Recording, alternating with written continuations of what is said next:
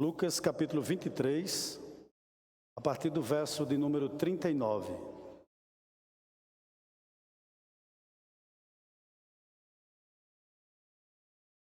Evangelho de Lucas capítulo 23, a partir do verso de número 39. Os irmãos encontraram? Podemos ler? Eu vou ler até o verso de número 43. O texto sagrado nos diz assim: um dos malfeitores crucificados blasfemava contra ele, dizendo: não és tu o Cristo? Salva-te a ti mesmo e a nós também. Respondendo-lhes, porém, o outro repreendeu, dizendo: nem ao menos temes a Deus, estando sob igual sentença? Nós, na verdade, com justiça, porque recebemos o castigo que os nossos atos merecem, mas este nenhum mal fez. E acrescentou: Jesus, lembra-te de mim quando vieres no teu reino. Jesus lhe respondeu, em verdade te digo que hoje estarás comigo no paraíso. Amém? A minha expectativa é que Deus fale ao seu coração, como Ele falou ao meu, mediante esse texto. Amém? Que Deus possa aplicar a sua palavra ao nosso coração nessa noite. Irmãos, eu dividi esse texto em algumas lições para a nossa vida. E a primeira lição que eu vejo nesse texto é a seguinte: o poder e a boa vontade de Cristo para salvar. É interessante que em 1 Pedro capítulo 1, verso 3, não precisa abrir, a palavra de Deus nos diz assim: bendito Deus e Pai de nosso Senhor Jesus Cristo, que segundo a sua muita misericórdia, nos regenerou para uma viva esperança. Que viva esperança é essa? A vida eterna, mediante a ressurreição de Jesus Cristo dentre os mortos. Em Isaías capítulo 63, verso 1, Isaías diz o seguinte, que ele é poderoso para salvar. Então a primeira lição que eu trago para a nossa vida nessa noite, mediante esse texto que nós usaremos como base para a nossa pregação nessa noite, é essa: o poder e a boa vontade de Cristo para salvar. O que eu acho interessante aqui é que o caso desses dois ladrões era um caso desesperador. E você me perguntaria por quê? Porque aparentemente eram vidas que não tinham mais solução. Aparentemente, nós quando percebemos esse texto, parece que nenhum desses dois ladrões existia possibilidade para eles de se salvarem. Por quê? Porque nós estamos falando, em particular do ladrão arrependido, como do outro também, de um homem perverso, de um homem malfeitor, de um ladrão, que da mesma maneira que ele viveu toda a sua vida, ou seja, de forma ímpia, parecia que ele estava terminando também a sua vida de forma ímpia. Se você em casa tiver tempo ou disponibilidade de ler Mateus 27:44, que é uma narrativa paralela desse texto de Lucas, Mateus vai dizer que ambos, os dois ladrões, tanto da direita quanto da esquerda, blasfemavam contra Cristo. Eles falavam impropérios contra Cristo, do tipo: não és tu filho de Deus? Por que tu não salva a ti mesmo e salva a nós? Então ambos eram blasfemadores. Somado a isso, tinham uma vida totalmente ímpia. A grosso modo, quando a gente lê esse texto que fala que eles eram ladrão, mas eles não eram apenas ladrão ou ladrões. Permita-me explicar nessa noite. Por quê? Porque no grego, a palavra que é usada para ladrão, por exemplo, para Judas, é kleptis. Significa que Judas simplesmente roubava. Mas esses dois homens aqui, é usada a palavra lestes. Significa o seguinte: esses homens eram assaltantes à mão armada. Eles não apenas roubavam, esses dois malfeitores, eles matavam para roubar. Então eles eram, acima de tudo, além de ser ladrão, além de ser malfeitor, eles eram assassinos à mão armada. Aparentemente vidas sem solução. Se houve alguém na história da humanidade que estava à beira do inferno, foi esse homem. Se fosse possível nós chegarmos para o diabo antes desse evento e fazer a seguinte pergunta a ele: qual dos dois não é teu? Qual dos dois não vai para o inferno? Com certeza o diabo diria o seguinte: todos dois são meus. todos dois irão para o inferno. Por quê? Porque aparentemente a alma deles dois eram perdida. Mas o que me chama a atenção é o que aconteceu. Você percebe que no transcorrer do texto que nós lemos, aquele que insultava o Senhor Jesus parou de insultar. Ele começou a falar de maneira diferente. Ele voltou-se para o Senhor em oração. Ele pediu para que Jesus lembrasse dele quando entrasse no seu reino. Ele pediu para que Jesus perdoasse seus pecados, ou seja, cuidasse da sua alma. Ou seja, houve na vida desse homem que transformação. Eu acho interessante o seguinte, que resposta ele obteve, né? Ou seja, talvez alguns pensassem o seguinte, é tarde demais para ele. Não tem jeito para ele, mas ninguém na Bíblia, de Gênesis a Apocalipse, recebeu uma resposta tão reconfortante como ele.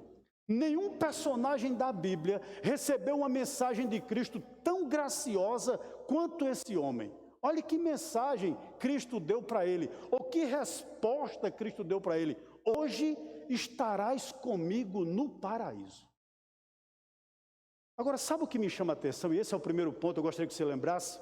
O poder de Jesus para salvar. Por quê? Porque humanamente falando, Jesus estava no seu pior dia. Por quê, pastor? Porque era o dia que ele parecia estar mais fraco. Mas mesmo quando Jesus estava crucificado naquela cruz, onde ele aparentemente parecia mais fraco, ele mostrou um poder libertador. Ele mostrou-se um Deus poderoso para libertar um pecador. Mesmo naquela hora em que seu corpo estava mais fustigado pela dor, ele demonstrou ter afeição pelos outros.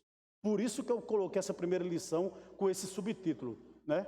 Que o poder de Jesus e a boa vontade de Jesus para salvar. Porque no momento em que ele estava morrendo, assim mesmo ele conseguiu conferir vida eterna a um pecador. Que coisa esplêndida, irmãos. Será que não teríamos razão para dizer o seguinte, que Efésios 2:8 se encaixa muito bem aqui? Porque Efésios 2:8 nos diz o seguinte, porque pela graça sois salvos, mediante a fé. E isso não vem de vós. É o quê? É dom de Deus. Nos foi muito bem explicado aqui domingo pela manhã. Ninguém amanhece um dia de domingo, ou qualquer dia que seja, tome aquele banho maravilhoso, olha para os pássaros e diz, bom dia pássaros, bom dia meus filhos, bom dia minha esposa, bom dia meu esposo. Hoje eu estou com uma vontade tão grande de me salvar, tão grande de entregar a minha vida para Jesus, é impossível, porque até a fé salvadora é dom de Deus. Louvado seja o nome do Senhor. Como esse fato, irmão, se encaixa nessa passagem. Por quê? Porque esse ladrão nunca foi batizado. Porque esse ladrão, irmãos, ele nunca pertenceu a uma igreja visível. Porque esse ladrão nunca recebeu a ceia do Senhor. Porque ele nunca fez uma obra sequer para Cristo.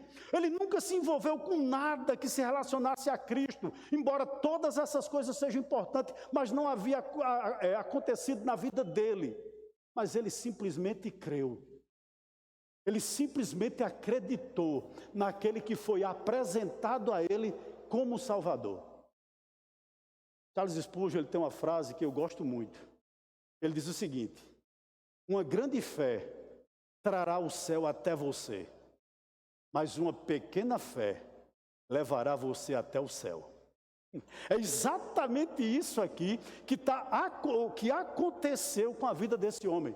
A fé desse homem tinha horas, a fé desse homem tinha pouco tempo, mas que fé maravilhosa a ponto de levá-lo a Cristo e livrá-lo do inferno. Talvez, irmãos, a gente pense sobre algum parente nosso, que é do nosso ciclo de amizade, a gente pense o seguinte, não tem solução para ele. Talvez você que esteja nos assistindo aí pelos nossos canais, pelo YouTube, pelo Instagram, você pense que não há solução para você. Eu quero lhe dizer uma verdade aqui nessa noite. Eu convido você a andar hoje nos passos do ladrão arrependido. Sabe por quê? Isaías capítulo 1, verso 18 diz o seguinte, olha, ainda que os vossos pecados sejam como a escarlata, eles se tornarão brancos como a neve, ainda que sejam vermelhos como o carmesim, se tornarão alvo como a lã. Jesus é poderoso para nos salvar. Eu estou aqui diante de pessoas que, creio eu, são todas salvas. E às vezes nós ouvimos o seguinte, né? Ah, um comedor de feijão como você fica dizendo que é salvo. Isso às vezes soa como presunção. Mas eu gostaria de dizer uma verdade aqui nessa noite, ou mais uma. Que o cristão verdadeiro é o único tipo de pessoa que admite que ele necessita de um Salvador. Nós que somos cristãos verdadeiros, nós não baseamos a nossa salvação em nossos méritos, ou seja, em nossas orações, em nossa fé, em nosso próprio aperfeiçoamento, em nossa diligência, em nossos dízimos, em nossas ofertas, não. Nós entendemos como esse ladrão, que a nossa salvação depende de um outrem, e ele se chama Jesus Cristo de Nazaré. E ele é poderoso para nos salvar, e nos salvou, e é poderoso para lhe salvar. Essa é a primeira verdade que eu tirei para a nossa vida nesse texto. Mas há uma segunda verdade. E essa verdade me intriga. Uns são salvos, outros não. É dada muita ênfase ao ladrão arrependido. Mas eu gostaria de lhe lembrar que do outro lado de Cristo havia outro ladrão que foi perdido. Uns são salvos, outro não. Seguramente ambos eram ímpios, ambos foram pendurados ao lado de Jesus, ambos ouviram Jesus interceder, ambos ouviram Jesus sofrer, porém enquanto um se arrependeu, o outro permaneceu de coração duro. Irmãos, enquanto um começou a orar, o outro continuou a insultar. Irmãos, enquanto um se converteu, o outro e foi para o céu, o outro permaneceu incrédulo e foi para o inferno. O que isso traz de lição para a nossa vida? O que essa passagem nos ensina? Presta atenção nessa noite, por favor. O que nos ensina esse ponto aqui? E uns são salvos e outros não. E homens vão ter a mesma oportunidade de alcançarem a salvação. Podem serem colocados na mesma situação, ver e ouvir as mesmas coisas. Contudo, uns acreditarão e outros não. Eu acho interessante aqui que a gente olha para a Bíblia e olha para a história de vários homens, né? Que puderam desfrutar da mesma luz, porém só um fez uso dessa luz. Eu vou lhe dar alguns exemplos aqui nessa noite. Pensemos em Saul e Davi. Viveram na mesma época, ascenderam da mesma posição social, foram chamados para assumirem a mesma posição no mundo, desfrutaram do ministério do mesmo profeta Samuel, reinaram pelo mesmo tempo, 40 anos. Um foi rejeitado e o outro foi chamado um homem segundo o coração de Deus. Pense sobre 2 governadores romanos, ou 2 procônsulos romanos. Um chamava-se Sérgio Paulo e o outro Gaio. Todos 2 homens, irmãos, com certeza sábios e prudentes em suas gerações. Contudo, todos 2 ouviram também o apóstolo Paulo. Sérgio Paulo se converteu. Gaio, sabe o que a Bíblia diz acerca dele? Não se incomodava com estas coisas. Uns são salvos, outros não são. Sabe o que às vezes intriga a minha mente? É que pessoas, por exemplo, que ouvirão o mesmo pregador por dia sem a fio, pessoas que ouvirão a mesma mensagem, participarão da mesma escola bíblica, terão os mesmos sacramentos, terão a oportunidade de serem batizados, de participarem da Santa Ceia, de ouvir os mesmos pregadores, de ter acesso aos mesmos livros, irmãos, aos mesmos vídeos, tudo isso eles terão acesso e uns serão salvos e outros não. Me veio à mente aqui a casa de Eli. Eli era um sacerdote, o que equivale a um pastor hoje. Criou 2 filhos, Ofni e Finéias. E teve como uma espécie de filho de criação o profeta Samuel. Os 3 beberam do mesmo leite na casa de Eli. Quando eu digo leite, eu digo da mesma verdade, da mesma palavra. Viram as mesmas coisas, presenciaram o mesmo ministério do pai.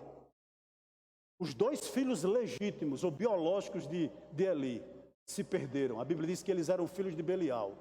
Contudo, Samuel era um homem de Deus. Por quê, pastor? Porque uns são salvos e outros não são. Sabe qual é a grande verdade aqui nesse texto, meu irmão?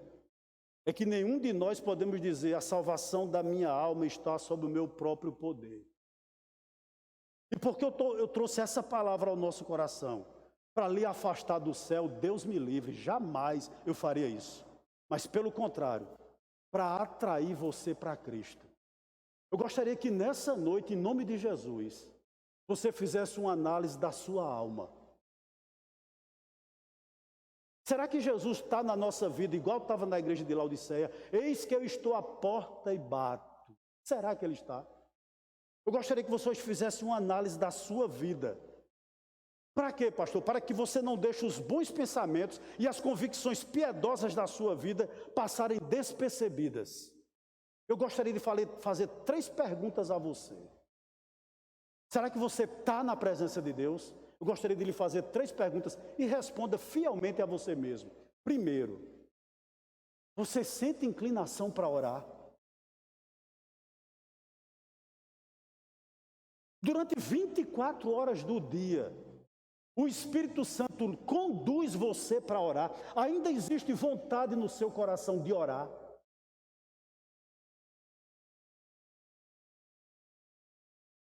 Segunda pergunta.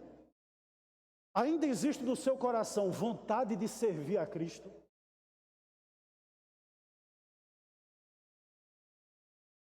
Você ainda tem sede pelas coisas de Deus? Faz falta para você o pequeno grupo? Faz falta para você o evangelho?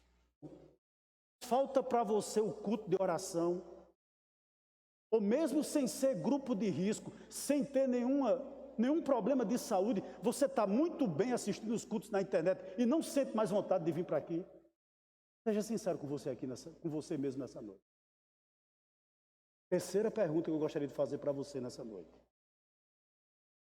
Você tem desfrutado de luz espiritual?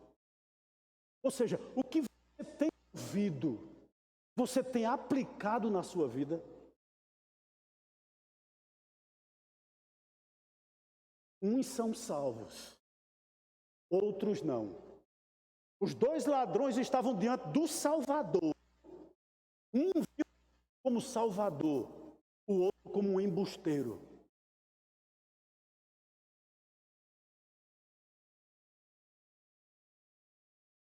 Posso abrir meu coração para você nessa noite? Esse texto, na minha conversão, ele me intrigava. Eu não conseguia entender se eu me converti. E alguns anos após minha conversão, eu vou fazer 20 anos de conversão. E no início da minha fé, esse texto me intrigava, e eu vou dizer a você por quê. O terceiro ponto da minha mensagem nessa noite é essa. O Espírito Santo sempre salva alguém do medo. E eu vou dizer a você por que esse texto me intrigava. Porque eu dizia a Deus, eu não dizia a ninguém não, eu nunca disse isso nem a minha esposa. Eu dizia a Deus, palavras minhas, tá? Senhor, feche aspas, quanta injustiça da tua parte, Senhor. Esse ladrão, eu quando li esse texto, esse ladrão é um homem de muita sorte. É uma palavra pagã, tá certo? Não existe isso na nossa vida. Mas eu dizia, Senhor, esse ladrão é um privilegiado. E você me perguntaria, por quê? Porque muitos de nós que estamos aqui, você tem 5, 10, 15, 20 anos de conversão, não é verdade? Então você tem, de uma certa forma, uma maior responsabilidade de mostrar a sua santificação. Os irmãos estão me entendendo? Enquanto que esse ladrão, Senhor, que aceitou tão rapidamente e já foi para o céu, não deu nem tempo de fazer um teste na vida do cara. Que cara sortudo, eu pensava dessa maneira. E isso me intrigava. Mas o que eu quero demonstrar para você aqui nessa noite é o seguinte: que o Espírito Santo, quando salva alguém, ele sempre salva de modo peculiar. O que é que eu estou querendo dizer? Que a salvação de um santo, de um perdoado, que tem 50 anos de vida cristã, é a mesma desse ladrão. Isso me intrigava. Eu não conseguia ver essa verdade nesse texto. Não conseguia. mas para a glória de Deus eu vi. E por que eu vou lhe dizer isso? Porque a salvação desse homem foi igual ao maior santo que já andou aqui na terra fora Jesus. Ele teve as mesmas marcas de uma pessoa convertida pelo Espírito Santo. Por quê? Por quê? Primeiro ponto, ele possuía uma fé salvadora em Cristo. Não tenha dúvida disso, irmãos. Por quê? Porque, veja bem, de repente aquele homem chama Cristo de rei. Porque ele, na mente dele, ele começou a entender que Jesus tinha um reino. Ele acreditou nisso. Ele acreditou o seguinte: se eu morrer aqui, eu vou para o reino com ele. Que coisa maravilhosa. Na realidade, ele começou a ver que Jesus Cristo era o Senhor da vida dele. Era o santo de Deus. Era o sem pecado. Era o inocente. Era o justo que estava ali morrendo pelo injusto. Agora, sabe o que me chama a atenção dessa fé? É quando essa fé aconteceu. Presta atenção. Meu irmão, a gente está vivendo um momento talvez mais difícil de nossas vidas. Os irmãos concordam comigo? É um momento de incertezas, é um momento de medo, não é verdade? É um momento muitas vezes de pessoas que têm desenvolvido quadro depressivo. E eu já vi muito crente dizer o seguinte: hoje eu recebi até uma mensagem nesse sentido não foi de um crente não, mas foi de uma pessoa. Cadê Deus? Que eu vejo crente morrendo nessa pandemia. Cadê o Deus de vocês? E há cristãos também fazendo esse mesmo questionamento. Cadê Deus?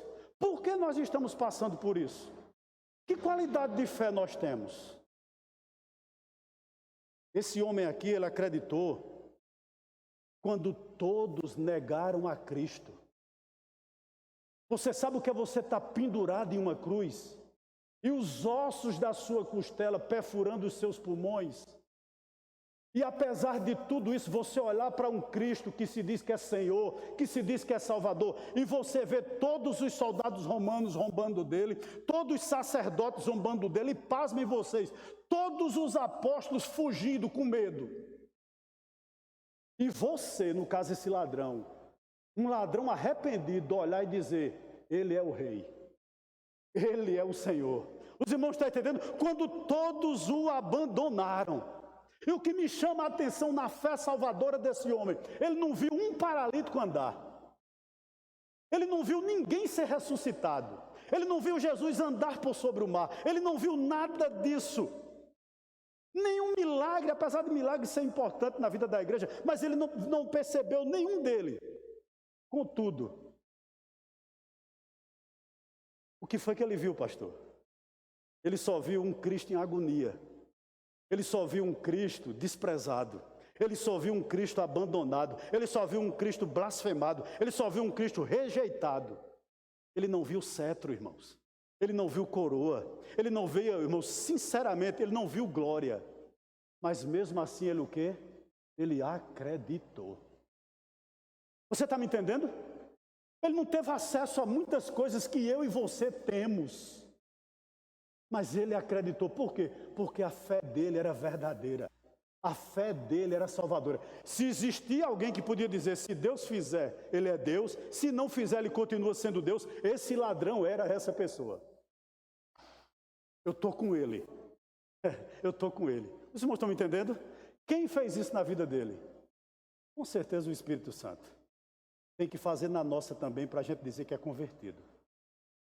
Segunda coisa desse ladrão: ele nunca se baseou nos seus méritos. Ele tinha convicção do pecado. Olhe para o verso 41. Olha o que ele diz ao outro: nós, na verdade, com justiça, porque recebemos o castigo que os nossos atos merecem, mas esse nenhum mal fez. Esse homem tinha convicção do pecado, ou seja, ele reconheceu a sua impiedade, bem como o fato dele estar sendo punido de uma forma justa. Ele não tentou se auto-justificar. Sabe o que esse homem sabia? Que não existia na vida dele, como na minha também, nem na sua, nenhuma parte sã. Ele precisava de um Salvador. Eu não lembro se foi Martin Lloyd Jones ou Leonardo Ravenhill, que ele diz a seguinte frase: se você acha que merece o céu, você não aprendeu nada ainda do Evangelho.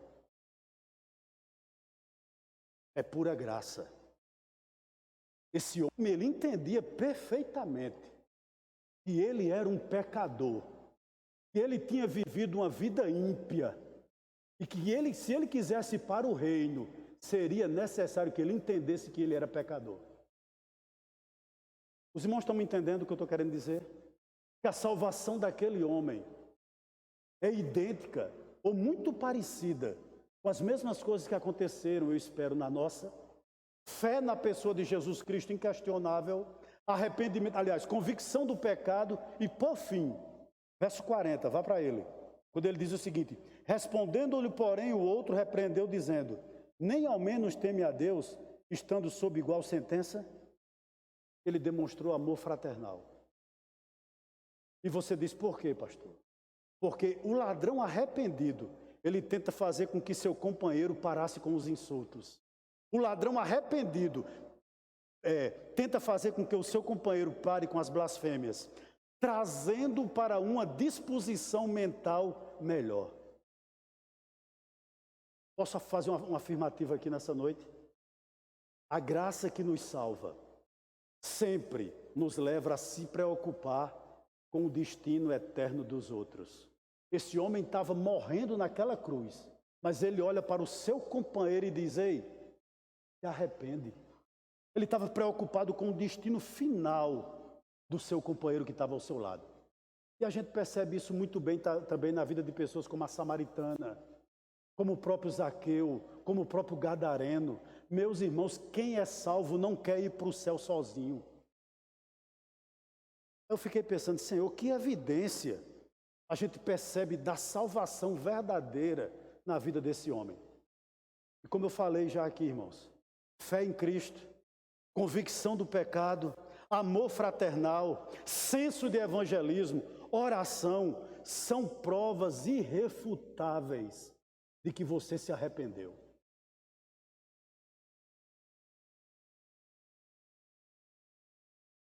Vou dizer uma coisa aqui que pode lhe chocar. E me chocou. Sabe por quê? Já disse aqui algumas vezes, porque isso me perturba um pouco. Quando meu pai faleceu subitamente, ele estava ali naquele caixão inerte, a Ritinha me disse o seguinte: mas Rony, ele pedia oração, né? Quem sabe ele não se salvou? Quem sabe da casa da gente lá para o João 23, ele não se arrependeu dos seus pecados? A gente costuma dizer isso sobre nossos amigos, sobre nossos parentes, que estão à beira da morte, não é verdade? Você já ouviu aquele testemunho da pessoa que diz: aceite Jesus como Salvador. Se você quer aceitar Jesus como Salvador, aperte minha mão. Ou se você quer aceitar Jesus como Salvador, bata 3 vezes os olhos. E eu vejo testemunho de pessoas que fazem isso e acreditam que essa pessoa foi para o céu. Meu irmão, vamos ser muito honestos. Para qualquer pessoa ir para o céu, são necessárias 2 coisas: fé na pessoa de Jesus Cristo e arrependimento dos pecados. Eu vou falar do meu pai. Não ocorreu isso. Nós temos que ser, irmãos, muito honestos conosco, com a gente mesmo e com os outros. O que é que eu quero afirmar aqui nessa noite? Presta atenção, me abra seus ouvidos.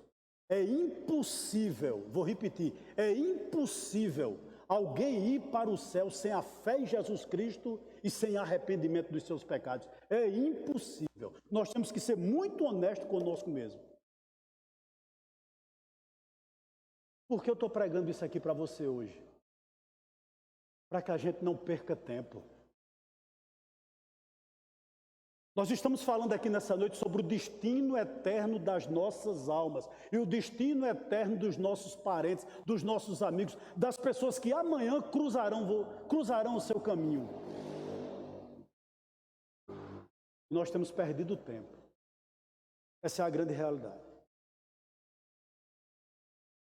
É duro isso, né? Mas é a verdade. É a verdade. Eu tenho ido algumas vezes a muito velório.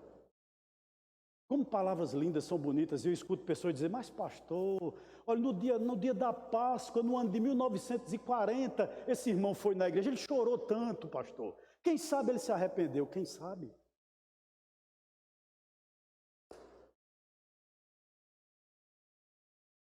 Eu termino nessa noite dizendo algo que é confortante para nossas vidas. O que aconteceu com esse homem com base no verso 43. É a terceira lição que eu tiro desse texto para nós. Jesus lhe respondeu, em verdade o quê? Te digo, que hoje estarás comigo no paraíso. Ô meu irmão, Filipenses capítulo 1, verso 23, Paulo diz o seguinte, que partir é estar com Cristo. E o que eu acho muito interessante aqui é que Jesus não disse àquele homem, hoje você vai para o purgatório e daqui a 2, 3 ou 4 meses você migra para o céu. Não. Jesus não disse àquele homem o seguinte, olha, é necessário que você reencarne. Tem que haver reencarnações sucessivas para finalmente você ir para o paraíso. Jesus não diz isso a ele. Jesus é muito claro, hoje, você estará comigo no paraíso. Existe uma verdade mais confortante na Bíblia do que essa? Ou seja, eu não sei, irmãos, eu não sei mesmo não, exatamente como é o céu. Eu não posso detalhar hoje para você como hoje estão os crentes que partiram e estão com o Senhor, ainda sem o seu corpo de glória. Eu não sei exatamente como é o lugar que ele está. Mas o que conforta meu coração é o seguinte, é saber que eles estão livres da tristeza, livres do luto, livres da dor, livres do pecado. Aí você diz, por quê, pastor? Porque eles estão em Cristo. E se eles estão em Cristo, eles estão bem. A ovelha foi para perto do pastor. Aleluia. Os membros foi para perto do seu cabeça. E estar nesse lugar é estar em plena alegria. Davi já disse isso, né? Salmo 16, verso 11. Na tua presença, Senhor, a plenitude de alegria. Posso lhe dizer outra verdade aqui nessa noite? Os nossos que partiram com Cristo estão bem melhor do que a gente. E quando nós partirmos daqui, estaremos bem melhor do que os que ficaram aqui. Não lembro quem foi que disse o seguinte.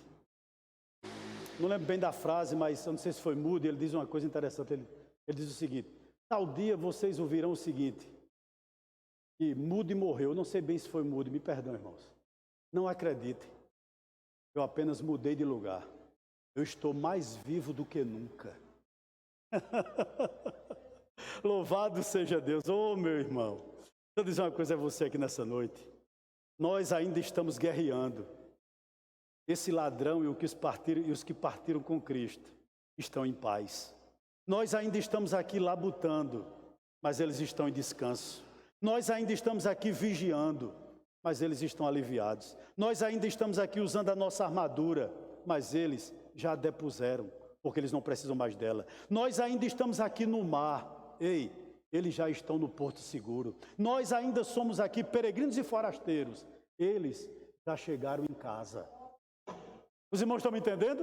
Nós estamos vivenciando essa pandemia. Por quê, pastor? Porque nós ainda não estamos em casa. Não estamos em casa. Sabe qual é a coisa melhor que aconteceu na sua vida?